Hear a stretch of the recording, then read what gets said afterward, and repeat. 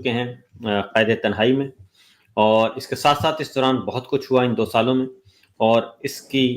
بنیاد بنا 9 مئی کا ایک فالس فلیگ آپریشن۔ ابھی تک انڈیپینڈنٹ کوئی انکوائری نہیں ہوئی، اور تمام جو سورسز ہیں، تمام ذرائع ہیں، جو انڈیپینڈنٹ اوپینین ہے، وہ بھی آ رہی ہے کہ اس کی تحقیقات ہوں۔ اس 9 مئی کو ایک پولیٹیکل وکٹمائزیشن کے لیے استعمال کیا گیا، یہ سچویشن ہے۔ اور باقی اگست، ستمبر اور اکتوبر 3 مہینے بہت بھاری ہیں پاکستان کی پالیٹکس میں، اور خاص طور پہ پاور کوریڈورز میں۔ تو آج ہمارے ساتھ موجود ہیں ہمارے بہت ہی اچھے بھائی ہیں، فخر الرحمان صاحب، سینئر جرنلسٹ ہیں، نیشنل انٹرنیشنل میڈیا میں کام کرنے کا تجربہ رکھتے ہیں، اور واقفان حال ہیں، بہت اچھی خبریں ان کے پاس ہوتی ہیں، اور میرا ان سے بہت پرانا تعلق ہے، تو آج ہم نے انہیں تکلیف دی ہے، ہمارے ساتھ موجود ہیں۔ السلام علیکم فخر بھائی۔ وعلیکم السلام۔ تو فخر بھائی، سب سے پہلے تو بتائیے کہ کیا حال ہے، سب خیریت سے ہیں آپ؟ جی ہاں، اگر آپ تمام دوست اب آپ کا پوچھ رہے ہیں جو اسلام آباد میں آپ سے ملتے بھی تھے، اور جب آپ ARY میں تھے آتے بھی تھے، تو ہر کوئی جو ہے وہ اگست کے مہینے میں ہر قسم کی آزادی کی دعائیں کر رہا ہے، اور ہر ایک کی یہ دعا بھی ہے کہ پاکستان کے وہ نامور صحافی، جس میں محیط پیرزادہ صاحب ہیں، جس میں آپ کو پورے پاکستان میں لوگ آپ کے پروگرام دیکھتے ہیں یوٹیوب کے اوپر، اور اسی طرح سے دیگر، یعنی عمران ریاض خان، ایک بہت اچھی آواز، پاکستان کے کروڑوں عوام کے دلوں کی آواز، بہت اچھا پروگرام کرتے ہیں۔ وہ سب کی دعائیں ہیں کہ آپ پاکستان واپس آئیں، اور پاکستان میں آزادی صحافت جو ہے وہ واپس لوٹ آئی اس اگست کے مہینے میں، اور سب آ کر، سب محب وطن ہیں، سب پاکستان کے لیے بات کرتے ہیں، کوئی بیرونی ایجنڈا نہیں ہے۔ اگر پاکستان کی اچھائی میں کوئی بات کی جا رہی ہے، اور اس میں اگر کوئی تنقید کا پہلو آتا ہے، تو اس کو بیان کرنا میرا خیال میں اتنا بڑا گناہ نہیں ہے، اتنی کہ آپ اس کو غداری کے زمرے میں لے جائیں، ملک سے بے وفائی کے زمرے میں لے جائیں، اور آپ کے اوپر جگہ جگہ مقدمات کر دیے جائیں۔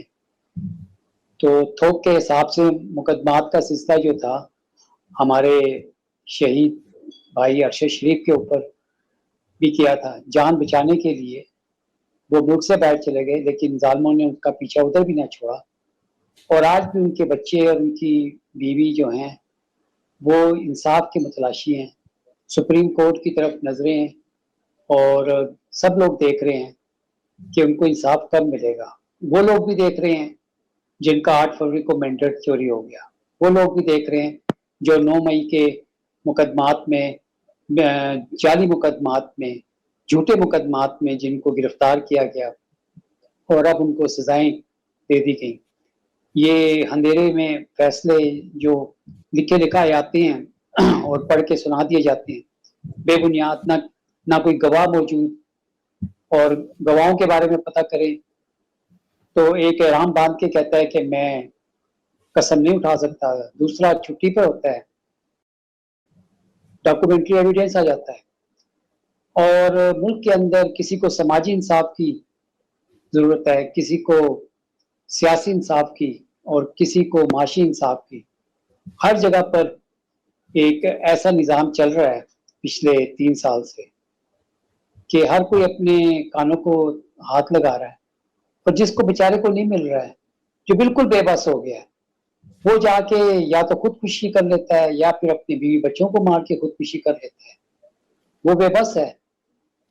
ایک طرف سے ظالمانہ نظام، اوپر سے بارشوں کی سیلابی ریلیں، لوگ اپنی فیملی کے ساتھ گھومنے پھرنے گئے، واپس نہیں آ سکے۔ بہت ساری چیلنجز ہیں، اور آپ بھی یقیناً دعا کر رہے ہوں گے، آپ کو بھی ہجرت کرنا پڑی۔ ہجرت ایک سنت نبوی کا عمل ہے، ان کو بھی ہجرت کرنی پڑی تھی، اور پھر جب حالات سازگار ہو گئے تھے تو وہ واپس آ گئے تھے۔ انشاءاللہ، تو یہ صورت ہے۔ انشاءاللہ ہم بھی واپس آئیں گے، اور ہمارا آپ کا پرانا ساتھ ہے، اور ایک ہی موٹو ہے، وہ ہے پاکستان۔ پاکستان ہے، آئین پاکستان ہے، اور یہ باتیں سارے ہم نے سیکھی ہیں کمرہ عدالت سے. آپ بھی سپریم کورٹ کور کرتے تھے، میں بھی سپریم کورٹ کور کرتا تھا. تو جو ہماری تربیت ہے وہ آئین اور آئین سے شروع ہوتی ہے، آئین پہ ہی ختم ہوتی ہے، جمہوریت پہ شروع ہوتی ہے، جمہوریت پہ ختم ہوتی ہے. فخر بھائی، اس وقت معاملہ چل رہا ہے پاور کوریڈورز میں، بہت گہما گہمی ہے، اور اب تو ظاہر ہے خود پرائم منسٹر فارم 47 کے جو ہیں وہ خود یہ بات کہہ رہے ہیں، ان کے وزیر کہہ رہے ہیں، ان کی کابینہ کہہ رہی ہے کہ یہ نظام جو ہے وہ غیر آئینی ہے، ہائبرڈ نظام ہے، اور اس کا آئین سے، جمہوریت سے کوئی تعلق نہیں ہے. پرائم منسٹر خود کہہ رہے ہیں کہ ان کے اپنے لائے ہوئے ہیں. اور یہ ساری کی ساری جو گواہیاں اکٹھی ہو رہی ہیں، پھر خود جو ان کے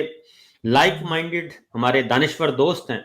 وہ بھی کالم پہ کالم لکھ رہے ہیں، پروگرام کر رہے ہیں، وہ بھی اس بات کی گواہیاں دے رہے ہیں کہ یہ نظام جو ہے وہ ہائبرڈ پلس ہے اور اس کا آئین اور جمہوریت سے کوئی تعلق نہیں ہے. اس ساری صورتحال میں آپ سے یہ پوچھوں گا کہ فیلڈ مارشل اور ہمارے جو سیکورٹی ادارے ہیں ان کو کیا حاصل ہو رہا ہے اس ساری صورتحال سے؟ اچھا دیکھیں، یہ جو آپ نے بات کی نا، اس میں اس کا لیٹسٹ جو اگزامپل ہے وہ پاکستان مسلم لیگ نون سے تعلق رکھنے والے اور لاہور کی سیاست کو بڑے قریب سے دیکھنے والے،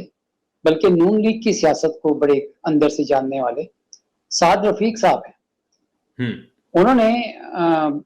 ابھی بائی الیکشن میں حصہ لینے سے معذرت کر لی. ان کی جعلی وزیر اعظم سے ملاقات ہوئی اور انہوں نے ان کو بتا دیا کہ آپ کتنے جعلی ہیں، نظام کتنا جعلی ہے، اور یہ فارم 47 کی حکومت کی عوام میں کتنی جڑیں یا عوام میں کتنی عزت افزائی ہے.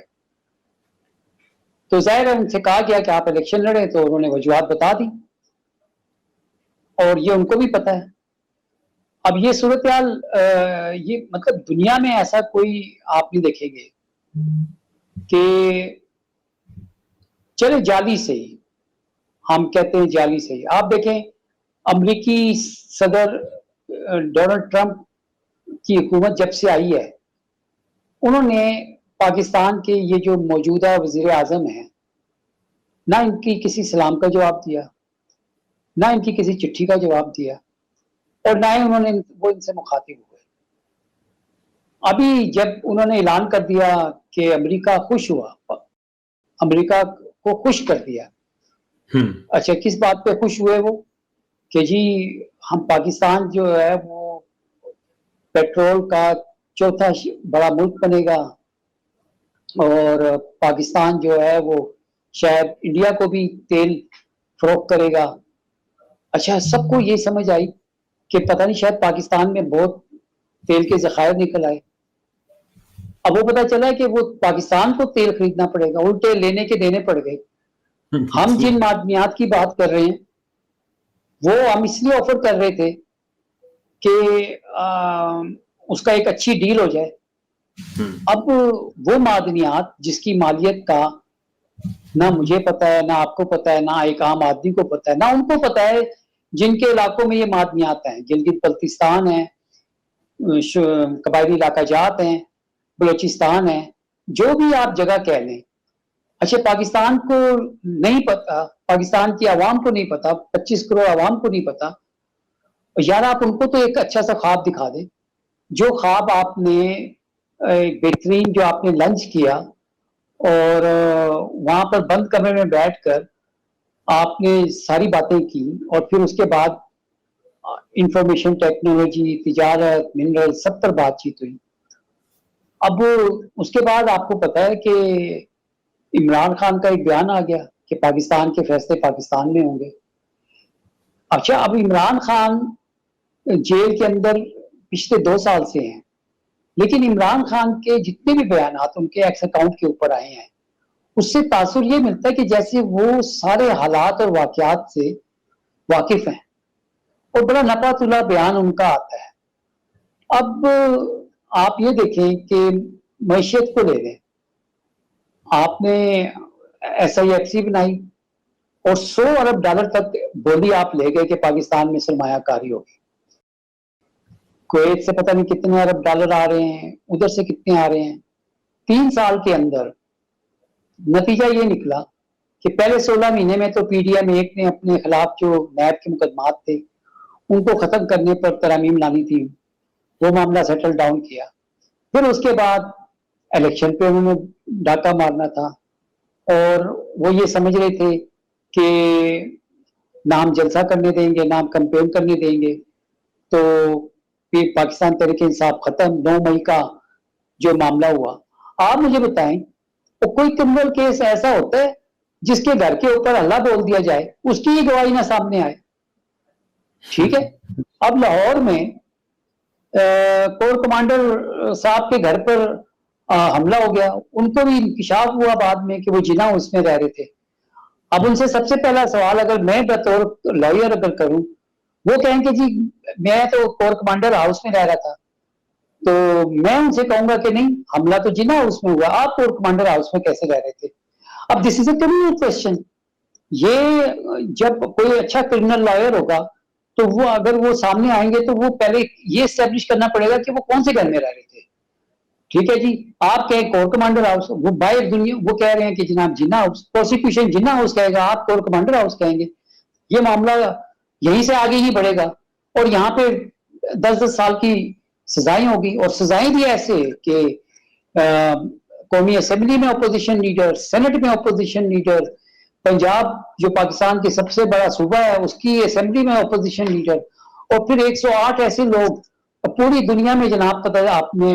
ढिंढोरा पीट दिया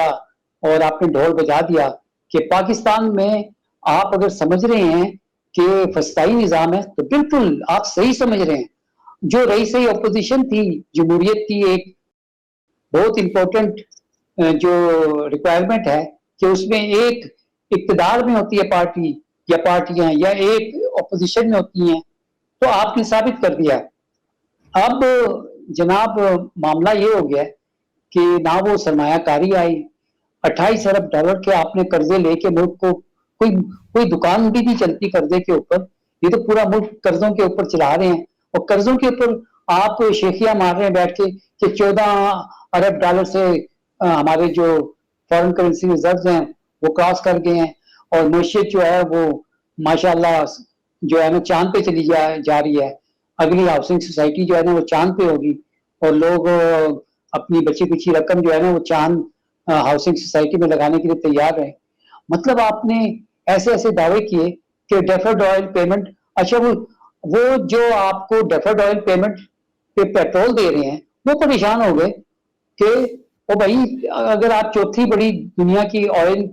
मार्केट बनने जा रहे हैं और आप इतना बड़ा आपके यहाँ जखीरे हैं तो साढ़े पैसे तो वापस करो जिसपे आप डेफर्ड ऑयल जो है ना हमसे लेते रहे। अब 28 अरब डॉलर का आपका ये कर्जा है। चीन जो आपका जंग में यानी जो हर मुश्किल में आपके साथ खड़ा होता है,